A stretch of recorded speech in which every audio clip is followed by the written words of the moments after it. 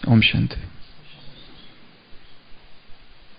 9 फरवरी 1976 अव्यक्त मुरली से लिया हुआ प्रश्न है, बिंदु रूप स्थिति होने से कौन सी डबल प्राप्ति होती है? बिंदु रूप स्थिति होने से कौन सी डबल प्राप्ति होती है? बिंदु रूप अर्थात 8 बातें थी। अशरीरी, आत्माभिमानी, बीज रूप, कंबाइंड, देही अभिमानी, विदेही, फरिश्ता, अव्यक्त, ये सारी स्थितियां बिंदु रूप कहा जा सकता है। तो बिंदु रूप स्थिति होने से कौन से डबल प्राप्तियां होती है? बिंदु रूप अर्थात पावरफुल स्टेज, जिसमें व्यर्थ संकल्प नहीं चलते, और बिंदु अर्थात बीती सो बीती, इसमें कर्म भी श्रेष्ठ होते और व्यर्थ संकल्प न होने के कारण पुरुषार्थ की गति भी तीव्र होती है। इसलिए बीती से बीती को कर, बीती सो बीती को सोच समझ कर करना है। व्यर्थ देखना, सुनना, बोलना सब बंद, समर्थ आंखें खुली हो। बहुत सुंदर वाक्य है, समर्थ आंखें खुली हो अर्थात साक्षीपन की स्टेज पर रहो। 76 की अव्यक्त मुरली बाबा कह रहे, बिंदु रूप स्थिति से कौन सी डबल प्राप्तियां होती है? तो पहली डबल प्राप्ति है, पहली प्राप्ति है व्यर्थ से मुक्ति, और दूसरी प्राप्ति है बीती सो बीती, सोच समझकर बीती को बीती करो। हर व्यक्ति अपने अतीत के बोझ को ढोए हुए चलता है। मनुष्य के साथ उसका अतीत चल रहा है, उसका बोझ उसके सिर पर है, और ये अतीत ही उसे थका देता है। अतीत का बोझ, अतीत की गलतियां, अतीत की स्मृतियां, इस बोझ से मुक्त नहीं हो पाता है। बाहर से कुछ दिखाई नहीं देता है, परंतु अंदर ही अंदर पास्ट की स्मृतियों में रमन करते रहता है, दुखद घटनाओं का चिंतन करते रहता है, पीड़ा का, दर्द का, ट्रॉमा का, वो सारी स्मृतियां उसके अंदर गूंजती रहती है बैकग्राउंड म्यूजिक की तरह। बाहर से कुछ है, परंतु अंदर से कुछ है। बाहर ऐसे दिख रहा है कि व्यक्ति वर्तमान में है, परंतु वो वर्तमान में है ही नहीं, पास्ट में ही जी रहा है, पास्ट का ही सोच रहा है, पास्ट में ही पश्चाताप कर रहा है। ऐसा नहीं होना चाहिए था, ये क्यों हुआ? नाउ की जो स्थिति है वो कहीं मिसिंग है। लिविंग इन नाउ, पास्ट पकड़े हुए, जकड़े हुए, ऑक्टोपस ग्रिप है पास्ट की, अतीत की, छूट नहीं पाता है उससे। ज्ञान में आ गए, ज्ञान में चल रहे, तीव्र पुरुषार्थ कर रहे, फिर भी पास्ट, अतीत धक्के देते रहता है और खींचते रहता है, आकर्षित करते रहता है। उसमें अगर अच्छी बातें हैं तो वो अच्छी बातें भी खींचती है, बुरी बातें हैं वो भी खींचती है, दोनों ही खींचते रहते हैं। क्या अच्छी बातों में रमन करना चाहिए पास्ट की?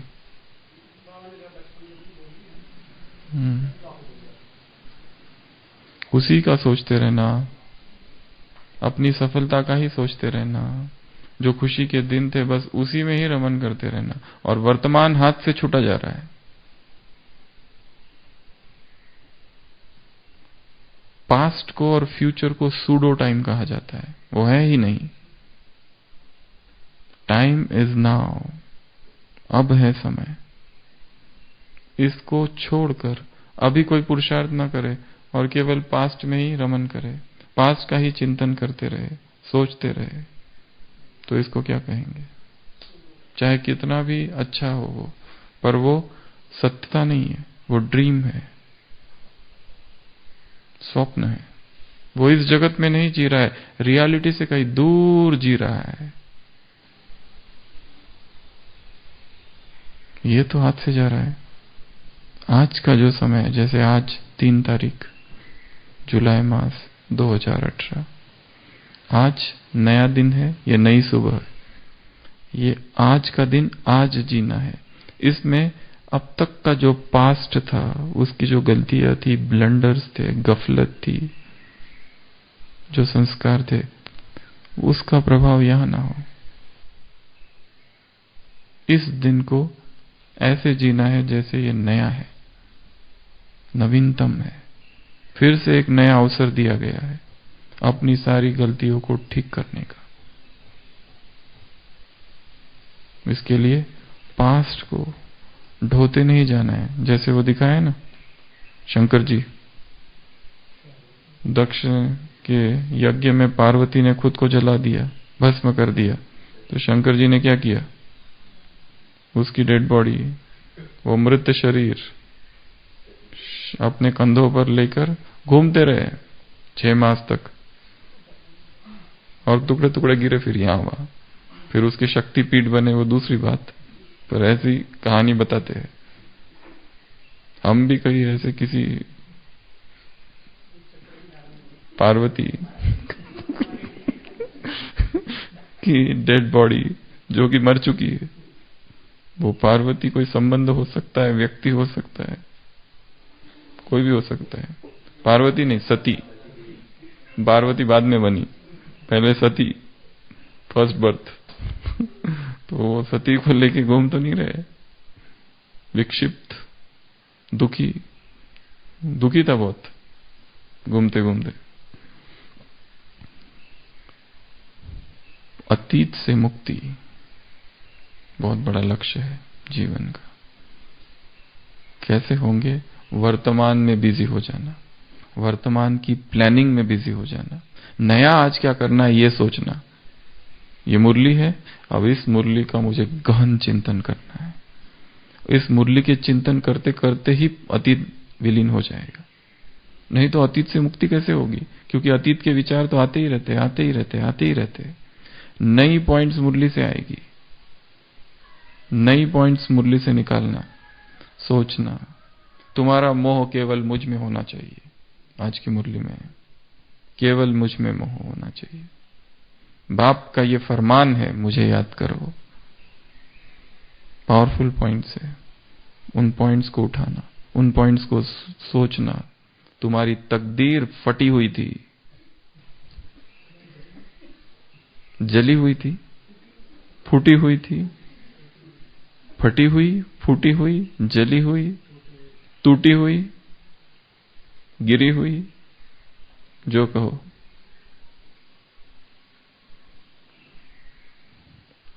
अब जीना, नाउ। जो बीत गई सो बीत गई। जीवन में एक सितारा था, माना वह बेहद प्यारा था। वह डूब गया तो डूब गया। अब उस सितारे का ही चिंतन करते रहेंगे क्या? बहुत अच्छा सितारा था, जीवन में एक सितारा था, माना वह बेहद प्यारा था। वह डूब गया तो डूब गया। अंबर के आनंद को देखो, अंबर के चेहरे को देखो, आकाश के उस चेहरे को देखो। कितने इसके तारे टूटे, आकाश में कितने तारे थे और कितने वो तारे टूट गए। अब उसके चेहरे को देखो, कितने इसके तारे टूटे, कितने इसके प्यारे छूटे। जो छूट गया फिर कहां मिले? पर बोलो, टूटे तारों पर कब अंबर शोक मनाता है? जो बीत गया सो बीत गया, जो गया वो गया। आकाश कभी दुख नहीं करता। कभी आकाश को रोते हुए देखा?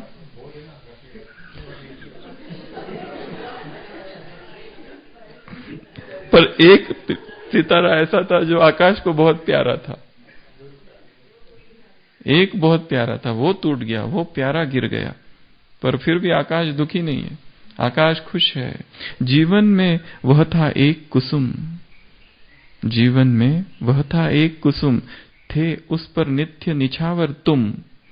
वह सूख गया सो सूख गया। जीवन में एक फूल था, बहुत प्यारा था, जिस पर तुम न्यौछावर थे, तुमको वो बहुत प्यारा था। अब वो सूख गया सो सूख गया। उदाहरण, मधुबन की छाती को देखो, मधुबन की छाती को देखो, सूखे कितनी इसकी कलियां, मधुबन में कितनी कलियां सूख गई। मुरझाई कितनी वल्लरिया, इसकी कितनी वल्लरिया मुरझा गई। जो मुरझा गई फिर कहां खिली, जो फारकती दे गए वो कहां आए वापस। पर बोलो सूखे फूलों पर कब मधुबन शोर मचाता है। जो बीत गई सो बीत गई, मधुबन को कोई दुख नहीं है। कितने आए और कितने चले गए, कितनी कलियां यहां खिली, कितने फूल, कितनी वल्लरियां यहां खिली, परंतु छोड़कर चले गए। पर मधुबन शोर मचाता है, कहां गए, कहां गए, कहां गए, मैं दुखी हूं, मैं दुखी हूं, मैं दुखी हूं। नहीं, जीवन में मधु का प्याला था, शराब का एक प्याला था। जीवन में मधु का प्याला था, तुमने तन मन दे डाला था, वह टूट गया सो टूट गया। जीवन में जो मधु का प्याला था, जो शराब की प्याली थी, वो टूट गई। उदाहरण, मदिरालय का आंगन देखो, मदिरालय, मधुशाला, शराब खाना, बार, उसके आंगन को देखो, कितने प्याले हिल जाते हैं वहां पर, गिर मिट्टी में मिल जाते हैं। जो गिरते हैं कब उठते, पर बोलो टूटे प्यालों पर कब मदिरालय पछताता है। रोज पीने आते हैं लोग और नशे में कितने तोड़ देते होंगे, पर मदिरालय को कोई दुख, मदिरालय चलाने वालों को दुख होगा, पर मदिरालय को कोई दुख नहीं। जो बीत गई सो बीत गई। मृदु मिट्टी के बने हुए मधुघट फूटा ही करते हैं। जो मिट्टी के बने हुए प्याले और प्यालियां है वो टूटा ही करते हैं। लघु जीवन लेकर आए हैं, छोटा सा जीवन लेकर आए हैं, प्याले टूटा ही करते हैं। फिर भी मदिरालय के अंदर मधु के घट है, मधु प्याले है। जो टूटे वो तो टूटे, पर फिर भी दूसरे प्याले हैं। वह कच्चा पीने वाला है, जिसकी ममता घट प्यालों में है, वो पक्का खिलाड़ी नहीं है। सच्चा पियक्कड़ अर्थात बिल्कुल झूठा पियक्कड़ है, जो दुख करता है कि ये प्याला टूट गया। वह कच्चा पीने वाला, जिसकी ममता घट प्यालों पर, जो सच्चे मधु से जले हुआ, जो सच्चा जला हुआ है, वह कब रोता कब चिल्लाता, वो कभी रोता नहीं, कब चिल्लाता नहीं। जो बीत गई सो बीत गई। हरिवंश राय बच्चन की ये कविता है। जो बीत गई सो बीत गई। आकाश को कोई दुख नहीं, मधुबन को कोई दुख नहीं, मधुशाला को कोई दुख नहीं। जो हो गया वो हो गया। अब उसका पश्चाताप करके रोते रहेंगे, रोते रहेंगे, रोते रहेंगे क्या पूरा जीवन। वो उस दिन बताया था ना भट्टी क्लास में, एक सरदार जी आकर बैठ गए ट्रेन में और रोना चालू कर दिए। तो बाहर सामने वाली महिला को लगा कोई शायद बिछड़ रहे घर से, कहीं दूर जा रहे इसलिए रो रहे, तो पूछना अच्छा नहीं लगता। तो उसने नहीं पूछा, बेचारा कोई कारण होगा और दूर जा रहा है। तो पहला दिन बीत गया। दूसरा दिन सुबह उठ के उसने देखा अभी भी रो रहा है। तो उसको लगा शायद दुख गहरा है, ये जो आइसोलेशन, ये जो बिछोह है उसके मित्रों से, संबंधियों से थोड़ा गहरा होगा, और मैं कैसे पूछूं, क्योंकि वो रोए जा रहा है, इतना ज्यादा रो रहा है। सॉबिंग, इसको सॉबिंग कहा जाता है। सिसकिया, सिसकिया ले लेकर रो रहा है, तो कैसे पूछा जाए। तो वो रुकती है, सोचती है ठीक है कोई दूसरा भी दुख होगा, उसके लिए रो रहा है। तो ये वो दिन भी बीत जाता है। तो उसको लगता है अब तो ठीक होगा। तीसरा दिन देखते हैं तो सरदार जी अभी भी रो रहे हैं, पर अब उससे रहा नहीं जाता। अब वो पूछती है आखिर कारण क्या है, दुख बताओ ताकि मैं भी कुछ मदद करूं। तो कहता है क्या बताऊं, छोड़ो, बताने का कुछ है ही नहीं, और रोना चालू। तो कहता है नहीं नहीं बताओ तो वो कहता है मैं गलत ट्रेन में बैठ गया था, और जैसे ही मुझे पता चला मैंने रोना चालू कर दिया। जैसे ही बैठे तैसे वैसे ही पता चल गया। जाना था दिल्ली, कन्याकुमारी की ट्रेन में बैठ गया। 3 दिन तक ट्रेन चालू थी, तब पहले जिस समय बैठा तब से रोना चालू किया। हमारी भी गति ऐसी तो नहीं, सामने स्टेशन है, उतरो और दूसरी ट्रेन पकड़ो। क्या मैं गलत ट्रेन में तो नहीं हूं? जिस ट्रेन में मैं बैठा हूं गलत तो नहीं? अगर है और पता चल गया तो इतना साहस चाहिए कि स्टेशन पर उतरूं और दूसरी ट्रेन पकड़ूं। बजाय इसके किस किया और दुख। कोई तो आती ही होगी रिटर्न उस ओर जाने वाली। अच्छा, वो ट्रेन तो वापस आएगी, पर समय तो गया, जीवन ही चला गया हाथ से। फिर बाद में पता चला कि गलत ट्रेन में थे। अब पता चल जाए कि मैं गलत ट्रेन में हूं, उतरने का साहस। ये सोचना नहीं कि लोग क्या कहेंगे।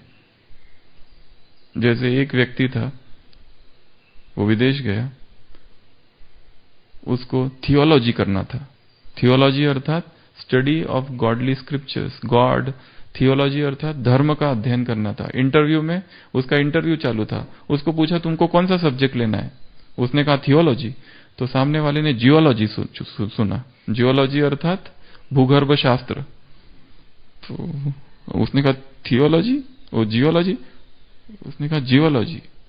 इसने कहा थियोलॉजी, उसने जियोलॉजी सुना और जियोलॉजी एंट्री हो गई। और जब वो कक्षा में गया तो उसको पता चला रही तो जियोलॉजी है, मुझे तो थियोलॉजी करना था। पर उसको लगा अब लोग हंसेंगे और मैं क्या करूं, फिर बैठ जाता हूं, कितना कहेंगे कैसा मूर्ख है, इतना भी नहीं समझ में आता। तो क्लास में बैठ गया। 1 महीना पूरा हुआ, 1 साल पूरा हुआ, 3 साल उसने जियोलॉजी किया, भूगर्भ शास्त्र। उसमें वो टॉपर रहा। पर बाद में वो कहता है मुझे फिर सेकंड ईयर में भी लगा कि अब बोल दूं तो लोग क्या कहेंगे कि अभी तक 1 साल तुमने वेस्ट कर दिया। उस डर के मारे उसने सेकंड ईयर में बोला ही नहीं।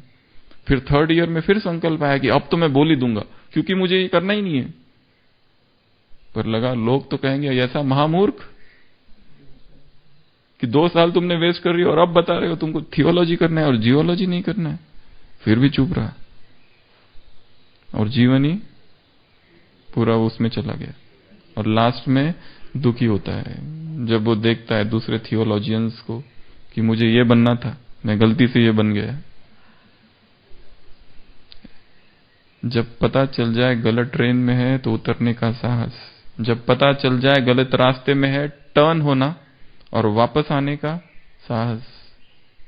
जब पता चल जाए कि थियोलॉजी करना है, जियोलॉजी नहीं, तो क्लास में हाथ खड़ा करो कि मैं गलत क्लास में हूं, मुझे जाने दो, आई एम सॉरी। यहां कौन से क्लास में है? तो साहस। लोग क्या कहेंगे, सबसे बड़ा रोग क्या कहेंगे लोग, रोग से मुक्ति करनी है। तो पास्ट जो भी हो गया जीवन में, अब तक जो भी घटित हो गया, जो भी अच्छा था बुरा था, उसके प्रभाव से, उसके इन्फ्लुएंस से बाहर निकलना है और वर्तमान में जीना है। अब क्या करना है, जो हुआ बहुत खराब हुआ, माना बहुत खराब हुआ, पर मधुबन कब शोर मचाता है, मधुशालय कब पछताता है, वो आंगन, वो आकाश कब दुख करता है? नहीं।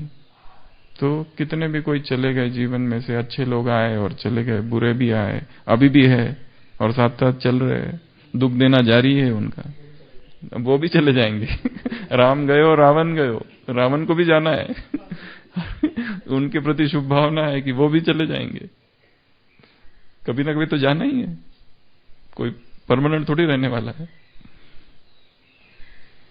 तो अतीत से मुक्ति और बिंदु स्वरूप स्थिति में स्थित रहने से क्या होगा? दूसरा, व्यर्थ से मुक्ति। व्यर्थ देखना, व्यर्थ सोचना, व्यर्थ संकल्प करना, व्यर्थ कल्पनाएं करना, व्यर्थ स्मृतियों में रहना, व्यर्थ में रमन करना। पहले तो ये जान लो कि ये व्यर्थ है, मेरा ये जो चल रहा है ना, ये व्यर्थ है। ये बहुत कठिन है जानना कि ये जो मैं कर रहा हूं ये व्यर्थ की कैटेगरी में, क्योंकि हम ये नहीं मानना चाहते कि मैं जो कर रहा हूं वो व्यर्थ है। मैं जो कर रहा हूं वो समर्थ है, दूसरे जो कर रहे हैं वो व्यर्थ है। पर विचारों में व्यर्थ, कल्पनाएं, डे ड्रीमिंग, दिवा स्वप्न, बस उसी डे ड्रीमिंग में जी रहे। ये होगा फिर वो होगा, फिर ऐसा करूंगा फिर वैसा करूंगा। ये डे ड्रीमिंग से बाहर निकलना है। डे ड्रीमिंग भी एक बीमारी है, दिवा स्वप्न एक बीमारी है, जिसमें व्यक्ति सोचते रहता है, सोचते रहता है, सोचते रहता है, सत्यता से, रियलिटी से उसका कोई संबंध नहीं। Hopping against the hope. व्यक्ति मरने वाला है और हम सोच रहे हैं कि ये जिंदा रह जाए, ये ना मरे। सत्य को स्वीकार कर लेना जीवन में। भक्ति मार्ग में कहते हैं भगवान दो समय हंसता है। पहला तब जब एक भाई कहता है आज से ये जमीन, दूसरे भाई को कहता है ये जमीन तेरी और ये जमीन मेरी। भगवान कहते हैं सबय भूमि गोपाल की, मेरी भूमि और ये देखो देखो मूर्ख कह रहे हैं ये भूमि तेरी और ये भूमि मेरी। दूसरा समय भगवान तब हंसता है जब डॉक्टर पेशेंट को कहता है चिंता मत करो मैं तुम्हें बचा दूंगा। भगवान कहता है मैं तो उसको मारने वाला हूं और ये कह रहा है मैं बचा दूंगा। तो व्यर्थ कहां है, क्यों है, स्वरूप क्या है? ये डायरेक्ट हम नहीं कह सकते कि ये व्यर्थ है। इसके लिए दूसरी अप्रोच है, समर्थ क्या क्या नहीं है जीवन में, उसको खोजना है। ये थोड़ा सुलभ। समर्थ है कि नहीं है ये सोचो। ये नहीं सोचो कि ये व्यर्थ है कि नहीं है। ये एक सोच है कि व्यर्थ है कि नहीं है, क्योंकि हम तो अपने हर चीज को अच्छा ही कहते हैं, हम कभी मानते कि ये व्यर्थ है। तो ये सोचना कि ये समर्थ है या नहीं है, आगा पीछा हर कर्म का क्या है।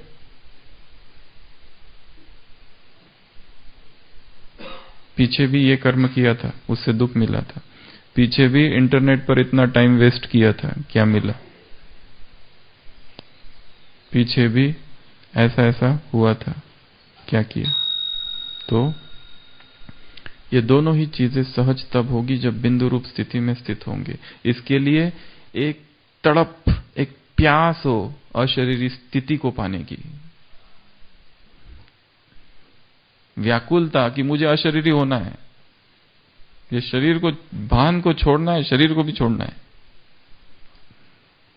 इसकी भूख, इसकी प्यास किसकी? शरीर से परे जाने की। कि क्यों अशरीर? क्योंकि कितना भी ये ज्ञान का विस्तार कर लो, 10 घंटे क्लास करो और कराओ, सुनो, कुछ होने वाला नहीं है। होने वाला केवल एक ही चीज से, अशरीरी। जब तक शरीर का भान, हम बैठे योग में और ये भूल ही जाए कि ये शरीर भी है, ये भूल ही जाए कि ये संसार भी है, शरीर से आत्मा अलग हो जाए, इसकी प्यास अपने अंदर उत्पन्न करनी है कि मुझे अशरीरी होना है। शरीर का जो भान चल रहा है पकड़े हुए, ये जो तदात्म्य है, आइडेंटिफिकेशन विद बॉडी, इस आइडेंटिफिकेशन से बाहर निकलना है। मुझे अशरीरी होना है, प्यास लग जाए, अशरीरीपन की प्यास, भूख, व्याकुलता, तड़मड़, इनर एजिटेशन, इनर रेस्टलेसनेस। कितनी अच्छी रेस्टलेसनेस है ये, इसकी बेचैनी हो। ठीक है आशीष भाई, आपको दिया है कुछ होमवर्क? दे दिए है, आपको पता नहीं चला। तो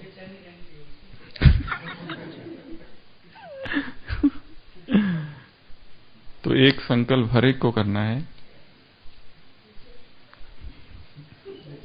अशरीरी, कि मुझे शरीर से अलग होना है, मुझे शरीर से अलग होना है, मुझे शरीर से अलग होना है। इसकी बेचैनी हो जाए, restlessness, the restive stage of the mind, the intense longing, the intense yearning to become bodiless. वो बॉडीलेस स्टेज हमको खींचे, प्यास लगे, मुंह में पानी आ जाए, माउथ वाटरिंग स्टेज।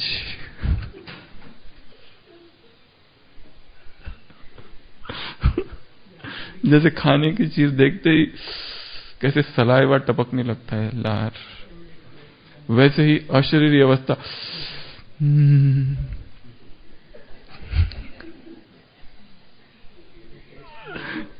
टेस्ट क्या क्या एक्सपर्ट कमेंट्स। अरे अशरीरी अवस्था के लिए, अशरीरी अवस्था में नहीं, के लिए।